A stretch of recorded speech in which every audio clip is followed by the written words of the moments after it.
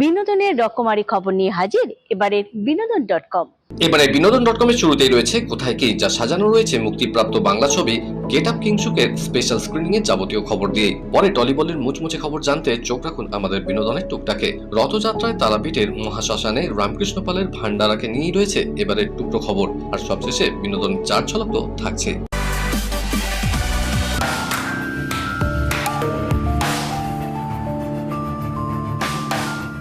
আপনার কি রাত্রিবেলা ঘুম আসছে না? ফোনের আলোয় ঘুম যাচ্ছে উড়ে। সকাল 11টার আগে কিছুতেই ভাঙছে না ঘুম।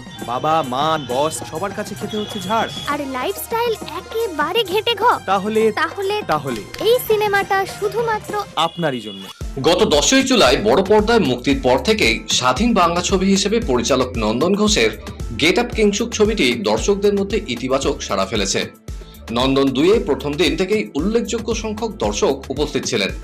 এক ঝাঁক তরুণদের নিয়ে তৈরি এই ছবিতে বিভিন্ন চরিত্রে আছেন শাহির রাজ, রাজর্ষি বিশ্বাস, দীপান্বিতা, ভাগ্যশ্রী, মৌপর্ণা, অরূপ, কৌশিক সহ আরো অনেকে। আমি যদি তোকে কেস খাওয়াতাম না রে কিংসু, আজ তুই জেলের ভেতর থাকতিস। কিংসু বড় পর্দায় মুক্তির আগে 31তম কলকাতা আন্তর্জাতিক চলচ্চিত্র উৎসবে মনোনীত হওয়ার পর পরিচালকদ্বয় নন্দিতা রায় ও শিবপ্রসাদ মুখোপাধ্যায়ের হাত ধরে বড় পর্দায় মুক্তি পেয়েছে ছবিটি। সম্প্রতি নন্দন 2-এ ছবির স্পেশাল স্ক্রিনিং এ ছবির পরিচালক, কয়েকজন কলাকুশলী সহ উপস্থিত হয়েছিলেন পরিচালকদ্বয় শিবু নন্দিতাও। পরে আমাদের মুখোমুখি হয়ে তারা কি জানালেন, চলুন শুনে নেই।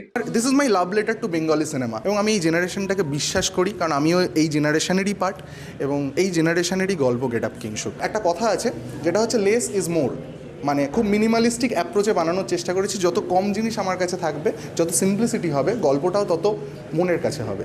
তো কিংসুকে কোনো আড়ম্বর নেই, কিংসুকে কোনো বিরাট কিছুই নেই, বাট যেটা আছে সেটা হচ্ছে ভালোবাসা। এই ছবিটার কথা আমি বলতে পারি, যেহেতু এরা সবাই মিলে প্রায় 80% যারা কাজ করেছে বা 70% যারা ছিল এই ছবিতে, তারা সবাই আমার উইন্ডোজেরই লোক।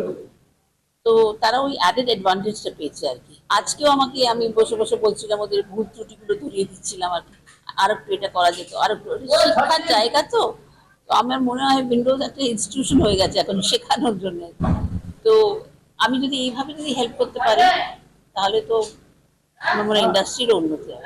আমার এটা ফার্স্ট ক্যামেরা ফেসিং, তো আমার আগের এক্সপিরিয়েন্স কখনো ছিল না। আমি জানি না কেন ওটাকে ভেবেছে, ওর মাথায় কোনো চরিত্রও ভেবেছে যেটা আমার সাথে হয়তো মিল খায়, তো সেই জন্যই ও ভেবেছিল।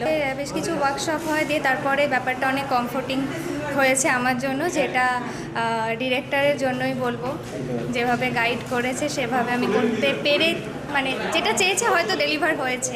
এটা আমার প্রথমবার আমি কোনো ছবিতে লিড রোলে। সো থ্যাঙ্কস টু নন্দন, যে ও সেই দিনগুলোতে আমাকে নিয়ে বিশ্বাস করেছিল যখন আমাকে অনেকে চিনতই না। হাউসফুল বোর্ডটা দেখা, এই যে এতগুলো দিনের 4টে বছরের একটা অপেক্ষা, ছবিটাকে একটা মেজর জার্নির মধ্যে দিয়ে নিয়ে যাওয়া, তার মাঝখানে কখনো একটু ওঠা, আবার অনেকটা পড়ে যাওয়া, এই সব কিছুর পরে আজকের এই দিনগুলোতে ভালো লাগবে। বন্ধুরা মিলে একটা হ্যান্ডহেল্ড ক্যামেরায় ছবি শ্যুট করেছি, যেটা পুরো গেরিলা শ্যুট করেছি। কোনো আড়ম্বর নেই, ছবিটা আমরা বড় পর্দায় আনতে পারবো, কোনোদিনই ভাবিনি।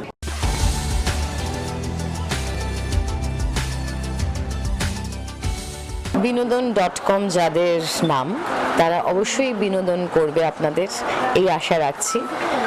পাশে থাকুন, এদের কাজ দেখুন এবং ভালো মন্দ ঠিকঠাক ক্রিটিসিজমটা করবেন।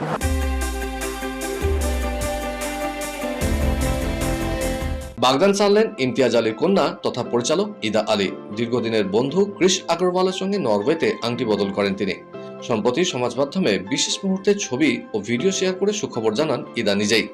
তার পোস্টে শুভেচ্ছা জানিয়েছেন শর্বরী, খুশি কাপুর, বেদাং রায়না সহ আরো অনেক তারকা। বাবার পথে হেঁটে পরিচালনায় আত্মপ্রকাশ করেছেন ইদা। ইতিমধ্যেই একাধিক প্রজেক্টে কাজও করেছেন। সদ্য মুক্তি পেয়েছে ইমতিয়াজ আলী পরিচালিত मैं वापस आऊंगा। দর্শক মহলে প্রশংসিত হয়েছে এই কাজ। বলিউডে আত্মপ্রকাশ করতে চলেছেন গোবিন্দা পত্নী সুনিতা আহুজা ও তার ছেলে যশবর্ধন আহুজা। একতা কাপুরের প্রযোজনায় তৈরি একটি ছবিতে একসঙ্গে বড় পর্দায় আত্মপ্রকাশ করবেন সুনিতা ও যশবর্ধন। নিজেই খবর জানিয়েছেন সুনিতা, শীঘ্রই ছবির আনুষ্ঠানিক ঘোষণা হবে বলেই খবর। জানা যাচ্ছে আগামী সেপ্টেম্বরে যশবর্ধনের ওই ছবি মুক্তি পাওয়ার কথা। সেখানে যশবর্ধনের মায়ের চরিত্রে অভিনয় করছেন সুনিতা। বারবার পরিবর্তনের মুখে পড়ছে হেরাফেরি 3। সে কারণে পিছোচ্ছে ছবির কাজ। পারিশ্রমিক সহ নানা ইস্যুতে বিরোধের কারণে বাবুরাও পরেশ রাওয়াল ছবিটি ছাড়ার কথা জানিয়েছিলেন, যদিও পরবর্তীতে নির্মাতাদের সঙ্গে আলোচনায় সমস্যার সমাধান হয়েছে। মনে করা হচ্ছে হেরাফেরি ফ্র্যাঞ্চাইজিতে 3 মূর্তি অক্ষয় কুমার, সুনীল শেট্টি এবং পরশকেই দেখা যাবে পর্দায়, তবে পরিবর্তন অন্যত্র। এতদিন শোনা যাচ্ছিল ফ্র্যাঞ্চাইজি প্রথম ছবির মতো তৃতীয়টি পরিচালনা করবেন প্রিয়দর্শন, তবে সম্প্রতি এক সাক্ষাৎকারে প্রযোজক ফিরোজ নাদিয়াদওয়ালা সাফ জানিয়েছেন হেরাফেরি 3 পরিচালনা করছেন না প্রিয়দর্শন। তাহলে কে বসছেন পরিচালকের আসনে? তা অবশ্য খোলসা করা যায়নি। জানা যাচ্ছে পরিচালকের খোঁজ চলছে। ফ্র্যাঞ্চাইজির দ্বিতীয় সিজনটি পরিচালনা করেছিলেন নীরাজ ভোরা। ফের সমস্যায় সালমান খান অভিনীত মাতৃভূমি সেন্সর বোর্ডে ছাড়পত্র পেতে ফের বিপাকে পড়তে হয়েছে এই ছবিকে। চীনের সঙ্গে ভারতের গালওয়ান সংঘর্ষকে কেন্দ্র করে প্রাথমিকভাবে তৈরি হয়েছিল এই সিনেমা। যদিও চীনের সঙ্গে কূটনৈতিক সম্পর্কে এতে ক্ষতিগ্রস্ত হতে পারে দেখে ছবিতে একাধিক কাটছাঁট করার নির্দেশ দিয়েছিল প্রতিরক্ষা মন্ত্রক। তা করার পর দ্বিতীয় সংস্করণে চীনের প্রসঙ্গ সম্পূর্ণ বাদ দেওয়া হয়েছে। তা সত্ত্বেও এখনো ছাড়পত্র পায়নি ছবিটি। কিন্তু কেন তা অবশ্য স্পষ্ট নয়, তবে মনে করা হচ্ছে এখনো সন্তুষ্ট হতে পারেনি সেন্সর বোর্ডের আধিকারিকরা। সে কারণেই ছাড়পত্র আটকানো হয়েছে।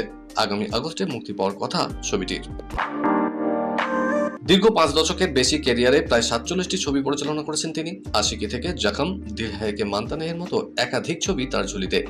এবার পরিচালক হিসেবে নিজের জার্নি শেষ করার সিদ্ধান্ত নিলেন মহেশ। ভবিষ্যতে আর কোনো পূর্ণদৈর্ঘ্য ছবি পরিচালনা করবেন না। সাম্প্রতিক এক সাক্ষাৎকারে এই বিষয়ে মুখ খুলেছেন তিনি। কেন আচমকা এই সিদ্ধান্ত? বর্তমানে ইন্ডাস্ট্রির পরিস্থিতি নিয়ে উদ্বেগ প্রকাশ করেছেন তিনি। তার মতে বর্তমানে ছবির বিষয়বস্তু ও নির্মাণের ধরন আগেভাগেই নির্ধারিত হয়ে থাকে, ফলে একজন শিল্পীর সৃজনশীল ভূমিকা খুবই সীমিত হয়। বিনোদন.com এর সব দর্শককে আমার অনেক অনেক ভালোবাসা, অনেক অনেক শুভেচ্ছা।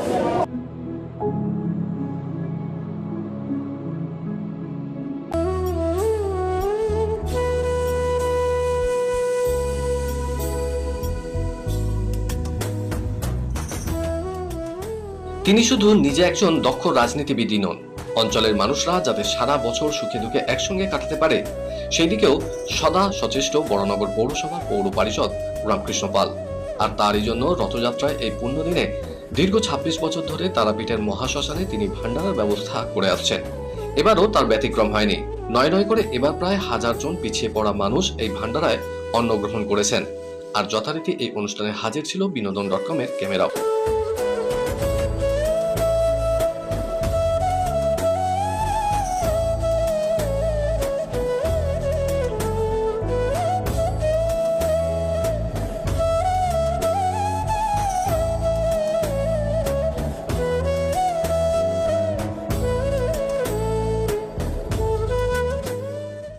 এই মহৎ উদ্যোগের প্রসঙ্গটা উঠতেই মূল উদ্যোক্তা রামকৃষ্ণ পাল ও তার সহধর্মিনী শর্মা পাল জানালেন, আমরা সবাই গত 26 বছর ধরে আমরা এখানে ভান্ডারা দিই, সবাই মিলিত প্রচেষ্টার মধ্যে দিয়ে আমরা মা তারার কাছে পুজো দিয়ে প্রার্থনা করি এটাই যে সবাই বড়নগরের মানুষ যেন ভালো থাকে, সুস্থ থাকে, সুন্দর থাকে। এটাই মায়ের কাছে আমাদের সকলের চাওয়া এবং পাওয়া। এটার সাথে রাজনীতির কোনো সম্পর্ক নেই, এটা হচ্ছে সম্পূর্ণ আধ্যাত্মিকতা।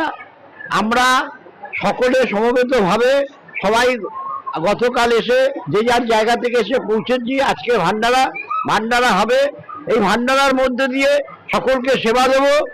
তার মধ্যে কাছে মায়ের কাছে প্রার্থনা করবো, মা সবাইকে ভালো রাখো, সবাইকে ভালো রাখো। এটা তো বলার ভাষা থাকে না যে কতটা তৃপ্তি হয়। এই যে করে বা ভান্ডারা করে বলাটা ঠিক নয়, এটাই যে মানুষের পাশে যে এইটুকুনো আমরা দাঁড়াতে পেরেছি এটাই নিজেদের ভাগ্য মনে করছি। জানি না ভগবানের আশীর্বাদে আগামী দিনও যাতে এইভাবে মানুষকে সাহায্য করতে পারি, দুটো অন্ন দিতে পারি। অন্ন দেওয়ার ক্ষমতা আমাদের নেই, তবুও বলি ভগবানের ইচ্ছায় এরা সবাই পাচ্ছে, আমরা একটু সাহায্য করছি।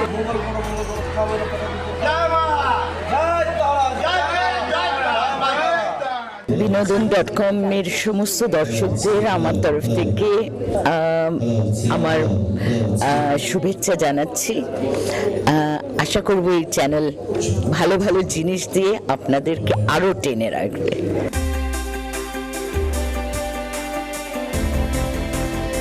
দীর্ঘ 7 বছর পর রূপা ছবির হাত ধরে বড় পর্দায় ফিরছেন বলিউড অভিনেতা গোবিন্দা।